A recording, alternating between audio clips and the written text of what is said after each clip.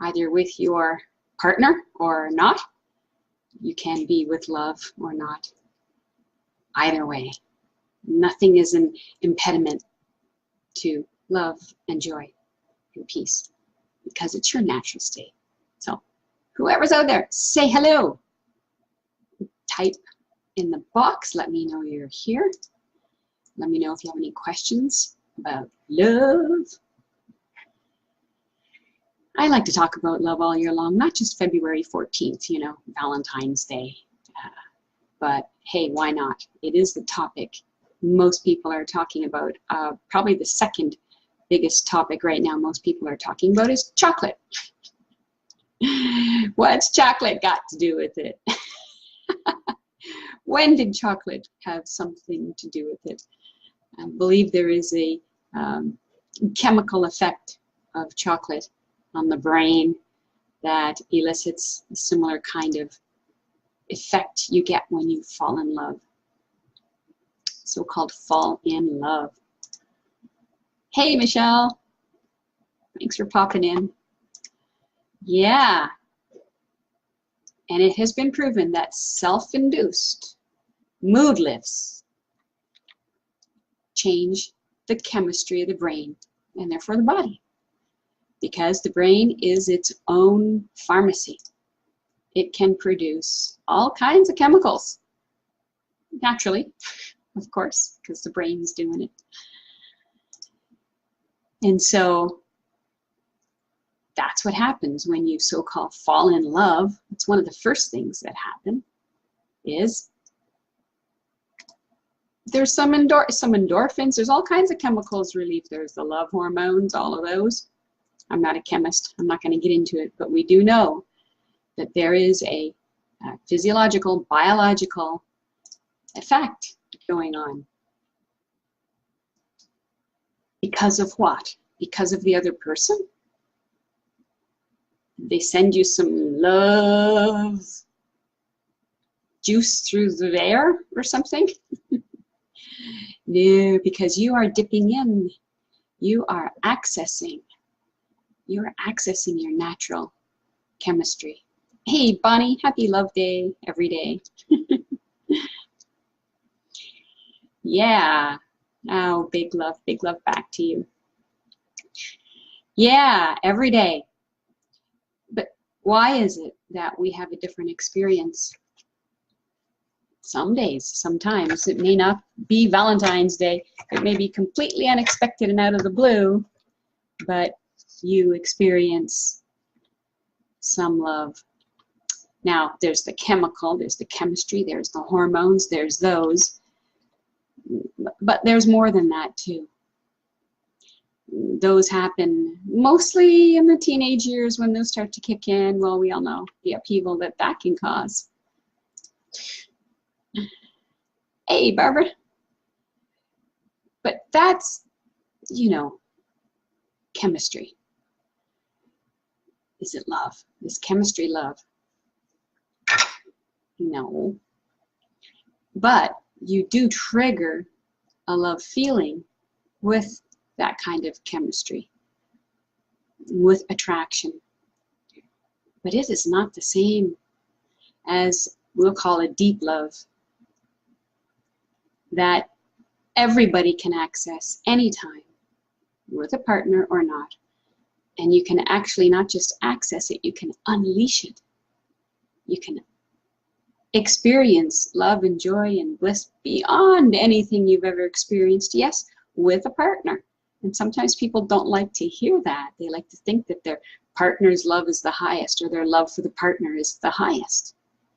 But once again, I can't help but compare that to, you know, holding a candle up to the sun and saying the candle is the greatest light there is. It's kind of ignorant to do that. But that's because you have a candle and a sun at the same time, and you can hopefully see the difference. But if you've never experienced the degree of love that I'm talking about, then you don't know the difference. And that's why I say you're capable of so much more love, joy, peace, and bliss than you have lived or imagined. Because your imagination has kept you from it. Your imagination has limited you to a thing, a person, or an event. And I believe that, you know, this unlimited love that we're capable of is what certain mystics are talking about, like Muji, the greatest love poet ever. And most people don't understand his poetry, but they're struck by it. The intensity. And I discovered that love is not out there, and that it is way far and bigger. I can't even tell you how much bigger it is than any love experience you've had with a person. And the irony was that this, what led me to this, was being dumped by someone. And so I was hurting because I had withdrawn all that good feeling from me. Not only that, but replaced it with bad feeling. So I can't be happy, I can't be, you know, I'm not respected, I'm not wanted. All of this stuff about me, and had nothing to do with me. It had, you know, what happened had everything to do with them and nothing to do with me. Oh, how we can make it about me and suffer that. And so I was seeking relief from that pain, from that suffering. And, you know, I've never heard of anybody get over a breakup in any particular way. What I've heard is time heals all wounds and this kind of trash. And what I saw was the suffering was increasing. It was getting worse with time. It wasn't getting better, because it really was suffering, and I was full on unconscious, lost in the movies in the mind that said I have to suffer. I don't have any love. I've lost my love. Looking back now, it's ridiculous to think that. But back then, it was not ridiculous. And if anybody had told me that, I would have, you know, shut up, get out of here. Don't bother me. So I get it. And I also know there is a way out. It doesn't involve hope. It doesn't involve time. Not very much anyway. And that doesn't involve needing somebody else to affirm that you're worthy, that you can have love, It's a strange sentence to me, because it's not that you can have love. You are love, basically. So how could you not have it? It's ridiculous to me now. Anyway. And so when I discovered it was here and nothing else had happened, that was the kicker. I didn't get the outside. Thank God I did not get what I wanted. I did not get that person. I did not get the outside. It was completely cut off. And so I had nowhere else to go. I suppose I could have gone to a bottle or drugs or alcohol or a bar or something. But in far as I was concerned, I had nowhere else to go, nothing to do. Thank God I didn't drown my sorrows in any drug of any sort and become addicted. That's what some people do. They suffer the movie in the mind and then use alcohol to mess with the mind. It will mess with the mind. It'll probably slow things down and drag things down, and it's a depressant. And that's why, you know, alcohol and depression tend to go together. And so it will numb things a little bit, but it won't solve the problem, and it will probably compound the problem. And so, you know, what are we taught in our society? Oh, let's go have a drink. Oh, let's go eat a tub of ice cream. Oh, let's go smoke a cigarette, or let's go toke, or whatever the terms are for drugs. And, you know, then you think it'll be gone and done. And yeah, that just keeps you further stuck. It just keeps you believing. Even if you get over it quicker than I did, you still believe in the happiness lie. And I think that's why people have rebounds quite often, right? Rebounds are like you just broke up and bang, you're in somebody else's arms in a short period of time. You're trying to mask, hide, compensate for the suffering, just like drinking or smoking or doing drugs or whatever. It's just another effort to deal with it because you don't know what else to do. It doesn't surprise me now that we have a very highly suffering society that is now looking to drugs and medications, and it doesn't surprise me that we have rising stress, anxiety, depression, drug use, and suicide rates, because we don't know basic things. We don't know anything about the body mind. We don't know how to cope with it. We don't know what to do with heartbreak. We do these things, generation after generation has done these things. Actually, maybe a generation or two back, maybe breakups didn't happen that often. And so the next generation where they started to come is really burdened with this, oh my God, I broke up too, this whole stigma thing of I failed and all of that on top of it. But, back in the old days when everybody worked on the farm, I don't know how they coped, because if there was anything serious, it's your survival to stay on the farm, to stay together. So at least now, if there's any kind of abuse in a relationship, you can leave. We have resources. Your survival won't be at risk. But we've not learned since then, since coming through that, we've not learned what to do with this thing called heartbreak. We've not learned that we can completely, beyond completely, fulfill our own desires, our own wants, our own needs, emotional ones. And that we don't need anything or anyone to do that. And in fact, doing it without someone will free you, give you bliss, joy that you can't imagine. I couldn't have imagined. Could not have imagined. I'm so happy to have found out that truth, because that settled me down. When you're no longer running around trying to control life to make everything just right, and I bet you all know what I'm talking about, that takes up so much energy, and it's futile. You can't do it. It's impossible. Anybody ever notice? I tried real hard, failed, and stressed other people in the process of that. But love, now, once you leave that behind and you start to experience love, what's probably going to happen next is mind will object. It's not real. You don't have anybody. It's no longer the story of you're a loser or whatever, you're all alone. No, you can't feel that. You do need somebody, or it can't be that good. You can, okay, you can have a little bit here. You can have, just have a little bit, but nothing much more. So that has to be ignored. That has to be seen that is mind also. And ignore that.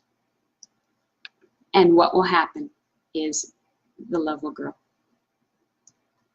The joy, the experience. You can grow this into states of bliss and ecstasy. And there are people out there who've done it accidentally, don't understand it, don't know how they did it. I was fortunate. I was paying attention, high attention, that I knew. It took me a while to put words to it. But I kind of knew, because those words came to point me to it. The first question was, what do I want? Well, I want that person's love. Okay. So where is it? That person's love. That person's love, where is it? If it's that person's love, we think it's over there, out of reach. It's that person's love. It's not. It's never been that person's love. If it were their love, you couldn't feel it. This is your love that you call their love, that you've stored in your body mind as their love. And that's why when we do alchemy, we ask the question, what do you want? We let you say, I want their love, because that's the candy. You still believe that it's their love. Okay, so we see, how does their love feel? Where is it accessed? It's not accessed over there in them. Hmm? No, it's accessed here and now. But first you need to have the experience of that, to feel it and recognize it and go, yeah, that's the same feeling, but they're not here. And it's here and now. And this is really good. And you can do this. I have seen everybody who I've ever worked with do this. I met someone a few weeks ago who saw a video I put out there. It's on YouTube. I put out there, gosh, I don't know, 4, 5 or 6 years ago or something. And the key word you can find it with is breakup. You know, how to, get over a breakup, basically. And they'd never, maybe they saw 1 or 2 videos of me, but this was a key video for them because they were in the middle of a breakup. And they had the experience right there watching the video of, oh my God, it's here. This love is here. It's not theirs, it's my love. And they never forgot that. And from that day forward, they went around living in love, joy, peace. We still have some questions about that. It's fortunate we ran into each other accidentally. Yet they didn't even know me when we met. We were at Muji's Sangha. I went there for the first time, so far the last time, and they were there and wanted to ask a question about Muji. So nobody else offered, so I gave my card and I went home. And they went home and looked up my card and went, oh my God, that's the person that I saw this video. And the question was about the video. It was about this love. Because what was left in their mind, because they didn't have any help, what was left in their mind was, but it's not real, it's just imagination. It's good, but it's not real, it's just imagination. And that's why we go to great extents with alchemy to teach. This is not imagination. If you're feeling it now, you're feeling it now, aren't you? And so it was limited for them, and it was tainted by this thought. It's just imagination, and so that got released. Cool little story. So this love that you can fall into, stumble into, it's funny that we call it falling in love with someone, because we don't really understand what happens. And what happens at first, and I'm sure you've had this experience, is that you have all these great stories about the person. Oh my God, they're so beautiful, they're so wonderful, they're so handsome, they're so kind, they're so generous. And then you start to run your futuristic story of them, what your future is going to be like with them, this perfect person. And so the high that you're experiencing now is this story, not the person. And eventually you see where the person doesn't match this story.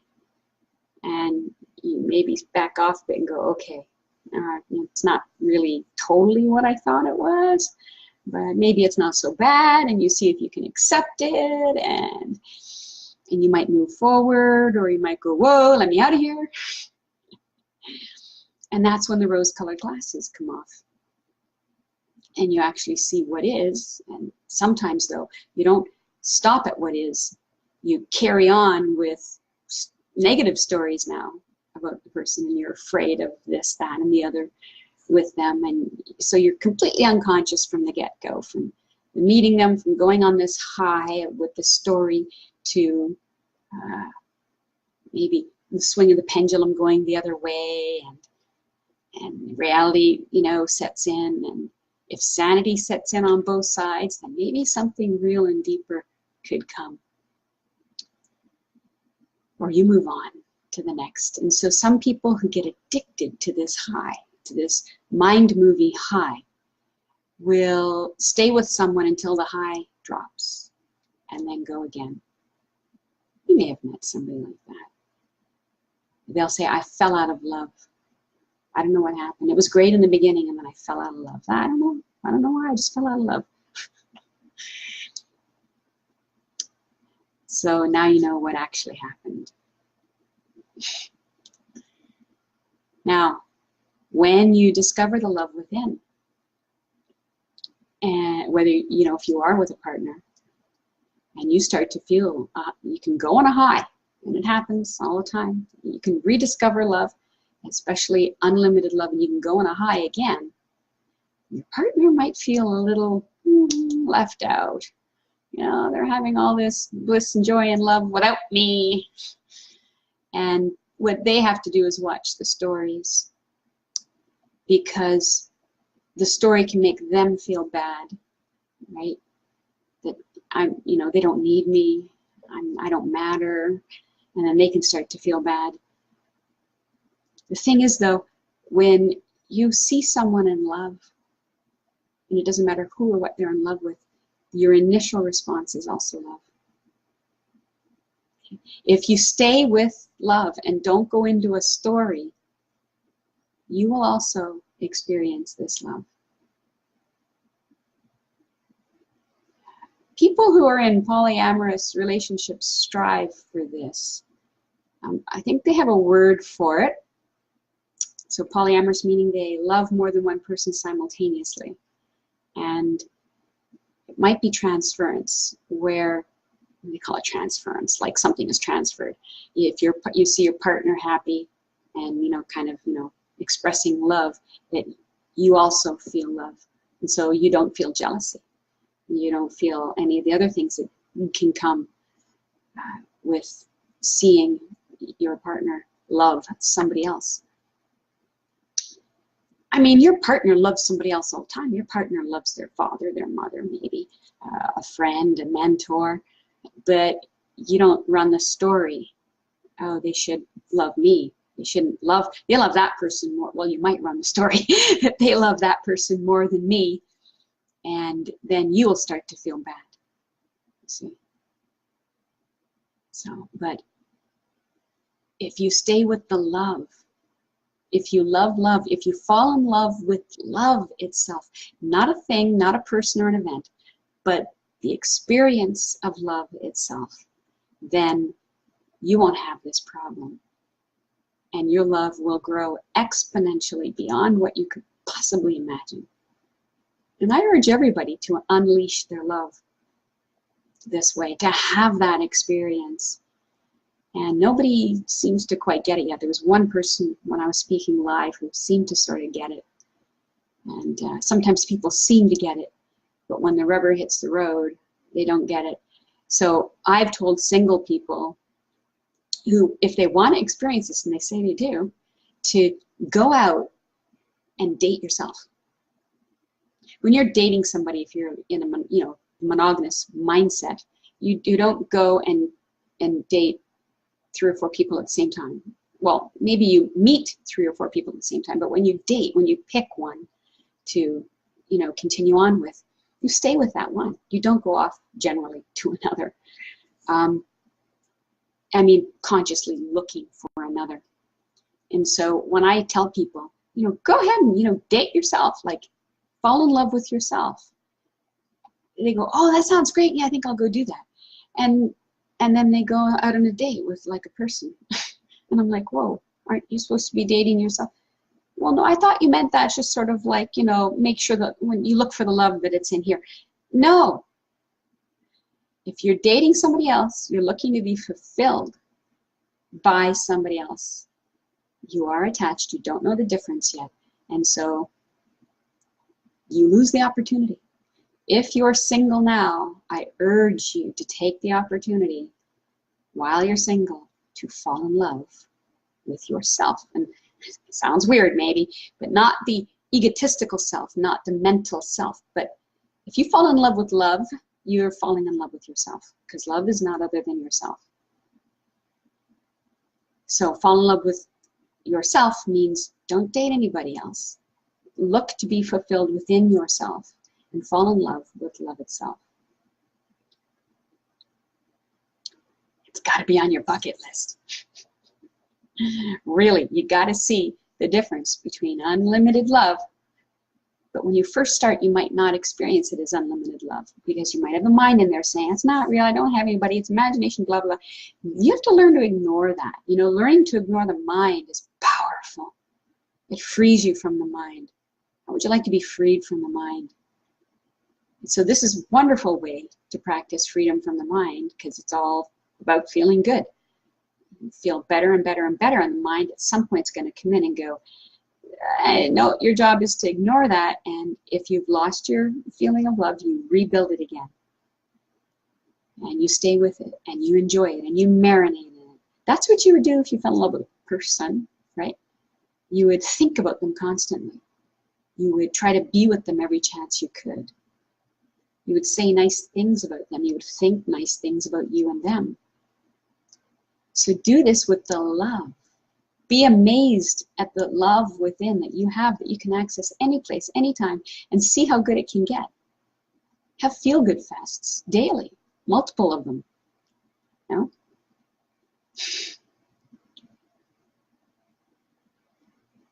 I suggest this because you can discover your unlimited self if you completely indulge in this and completely give yourself to this.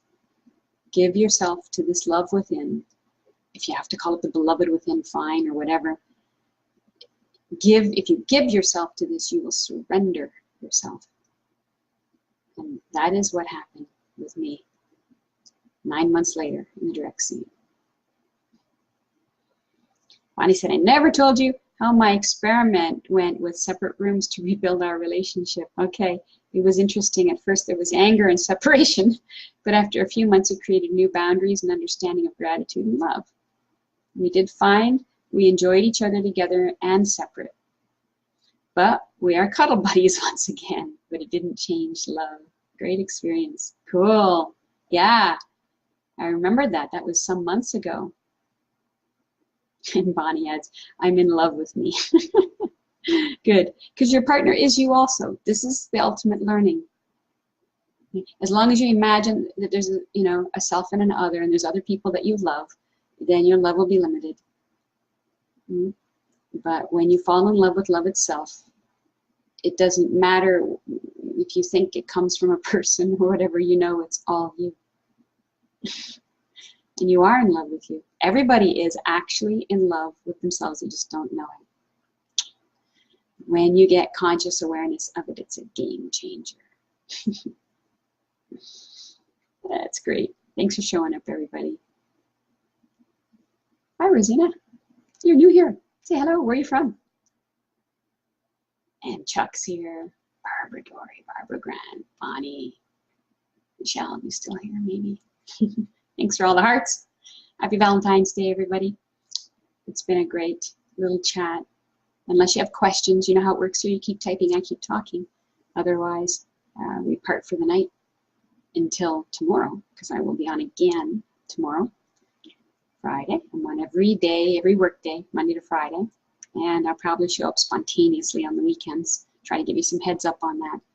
But we are covering everything from ego to enlightenment, any topic, any question, nothing is taboo. And we have some videos that you can watch we've already been doing as part of the workshop, some replays that you can access. And be sure to join on the list if you have not at egoworkshop.com. Ego, I'm going to type that in the group, egoworkshop.com. On free until March 8th. Okay, yeah, and today's topic was love. I usually answer 4 questions in 40 minutes or less, but since today's Valentine's Day, I thought we would cover love.